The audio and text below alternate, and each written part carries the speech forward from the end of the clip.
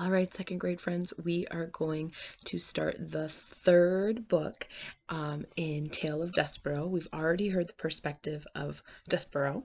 We heard Ruscaro, the rat's perspective, and now we're meeting the third main character in the story, Miggery Sow. And I'm going to read the first couple of chapters of her story, and then you'll just have to see what happens next week for the rest. So here we go, the start of the third book. Gore, the tale of Miggery Sow. Chapter 24, a handful of cigarettes, a red tablecloth, and a hen. Again, reader, we must go backward before we can go forward. With that said, here begins a short history of the life and times of Miggery Sow, a girl born into this world many years before the mouse Despereaux and the rat Churrascaro, a girl born far from the castle, a girl named for her father's favorite prize-winning pig. Miggery Sow was 6 years old when her mother, holding on to Mig's hand and staring directly into Mig's eyes, died. "Ma," said Mig, "Ma, couldn't you stay here with me?" "Oh," said her mother, "who is that? Who is that holding my hand?" "It's me, Ma, Miggery Sow." "Ah, child, let me go." "But I want you to stay here," said Mig, wiping first her runny nose and then her runny eyes. "You want?" said her mother. "Yes," said Mig, "I want." "Ah, child, and what does it matter what you are wanting?" said her mother. She squeezed Mig's hand once, twice, and then she died, leaving Mig alone with her father, who, on a market day in the spring, soon after his wife's death, sold his daughter into service for a handful of cigarettes, a red tablecloth, and a hen.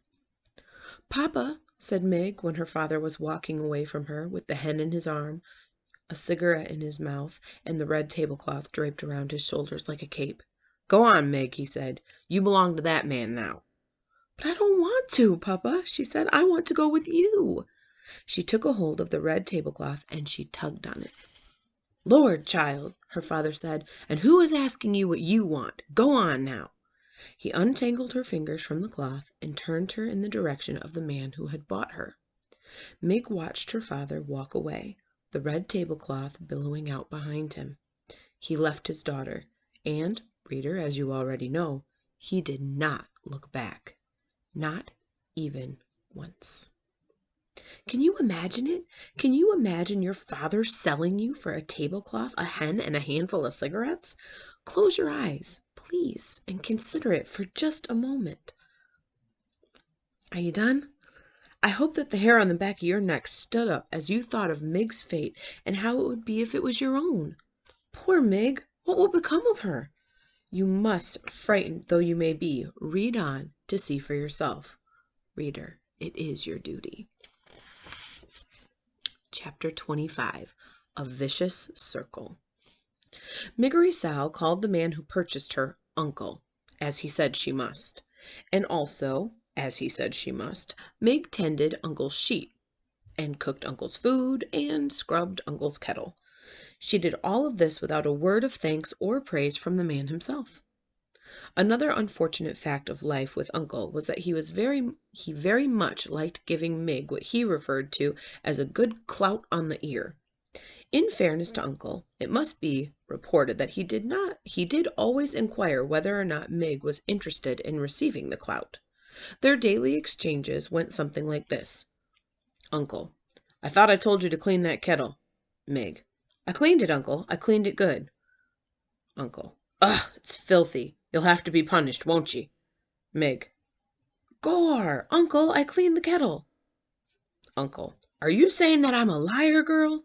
Mig: "No, Uncle." "Do you want a good clout on the ear, then?" Mig: "No, thank you, Uncle, I don't."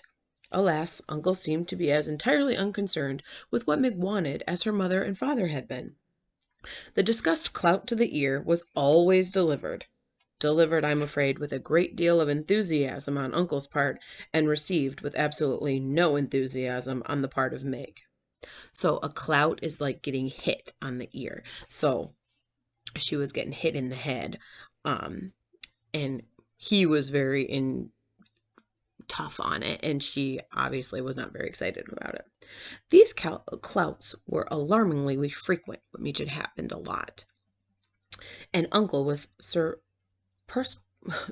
purposefully fair in paying attention to both the right and the left side of Miggery Sow. So it was that after a time the young Mig's ears came to resemble not so much as ears, but pieces of cauliflower that stuck out on either side of her head, and they became about as useful to her as pieces of cauliflower. That is to say, they all but ceased their functioning as ears. Words for Mig lost their sharp edges. And then they lost their edges altogether and became kind of blurry, blankety things that she had a great deal of trouble making any sense out of at all. The less that Mig heard, the less that she understood. And the less that she understood, the more things she did wrong. And the more things that she did wrong, the more clouts to the ear she received, and the less that she heard. This was what was known as a vicious circle, and Miggery Sow was right in the center of it, which is not, reader, where anybody would want to be. But then, as you know, what Miggery Sow had wanted never really mattered much to anyone.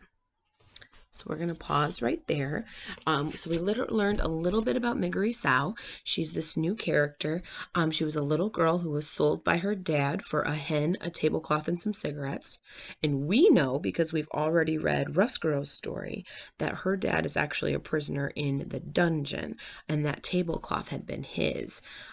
So Miggery Sow was sold for those things to a guy that is called Uncle, and she does all this work and cleaning, almost like a maid or a slave, and she gets punished a lot because he doesn't think that she does a very good job, so she gets hit on the ears a lot. And now, because she's been hit so many times, her hearing is starting to go, so she can't really hear very well at all.